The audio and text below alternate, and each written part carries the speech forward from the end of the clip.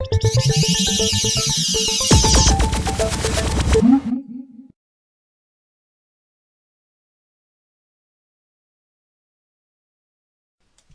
CS3 we saw some big changes with the photo merge utility, that is the utility used to stitch overlapping images like the ones you see on screen together to form a panoramic photo.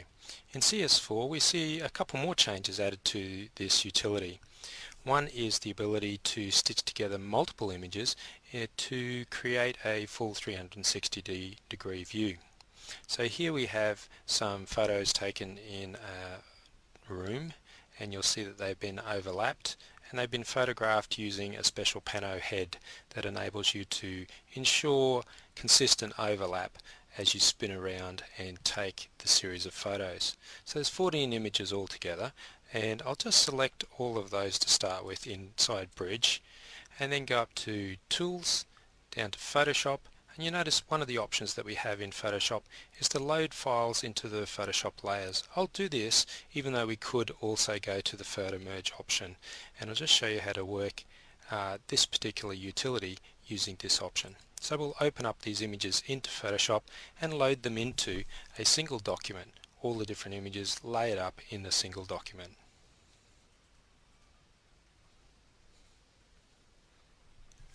Okay, so now if we have a look at the layers palette, you'll see that we have all the images layered up together in a single document.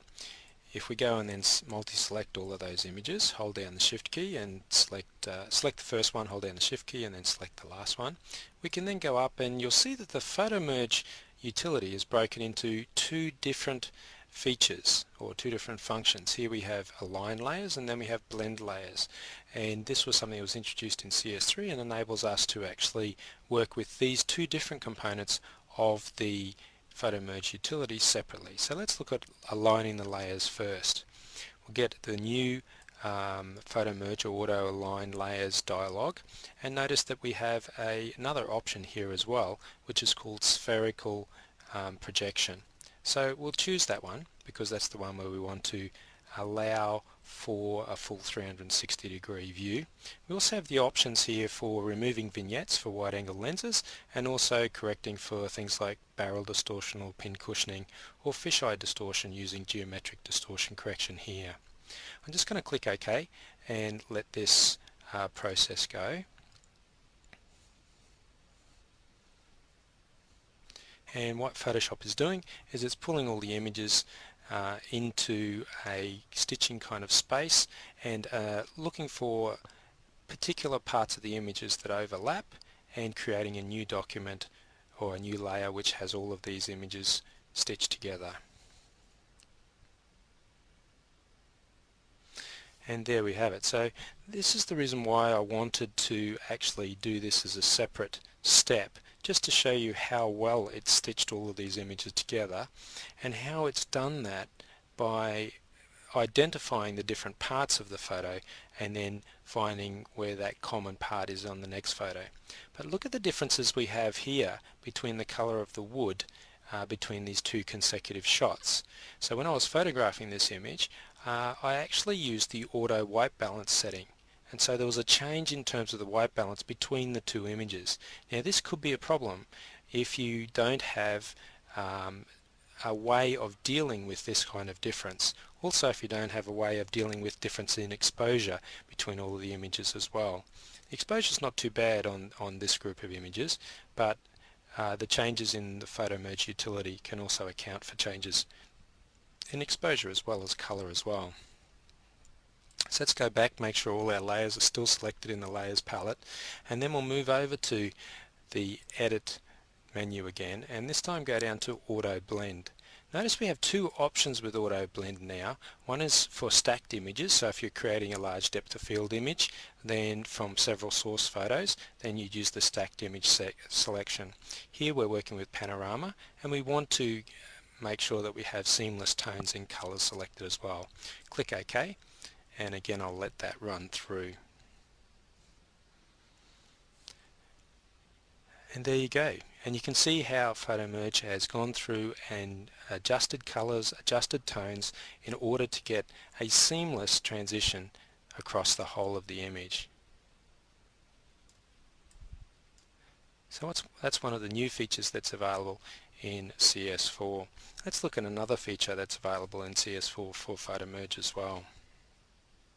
So let's just close down that image and we'll flick back to Bridge, and inside Bridge you'll notice that I actually have two photos in a sequence, shot in a sequence. They're both shot with a fisheye lens, and you can see the distortion that's in the images as a result of that. Let's open these up into Photoshop to start with.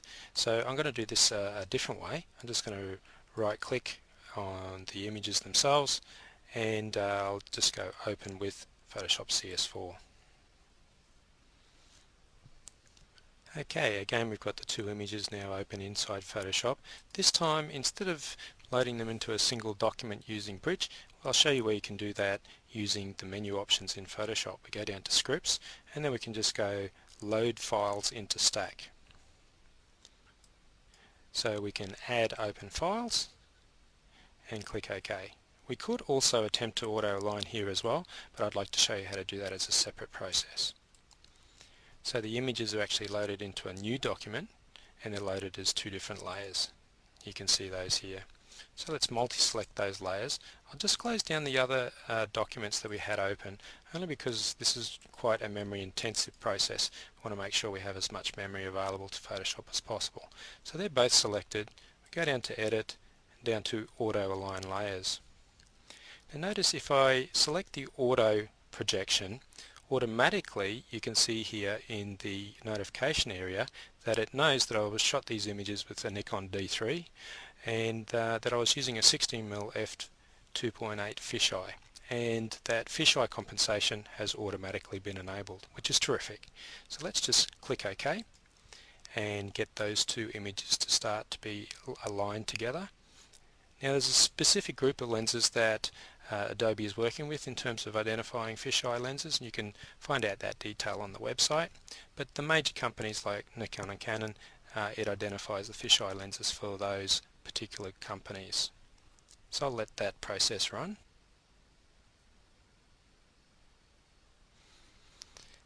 And there you have it. And you notice that automatically we've had some of the barrel distortion that was in the image removed because of the geometric correction that goes on inside Photo Merge now. Let's have a look at all the image there. Notice that I haven't blended the two images together, but let's go and do that now. So we'll just go down to Auto Blend, make sure we've selected Panorama, click OK.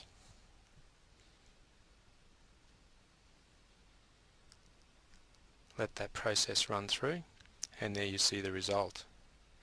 Now after a little bit of playing around, we can do things like crop, do a little bit of rotation in order to get what is a curved horizon but get it more horizontal, that sort of thing.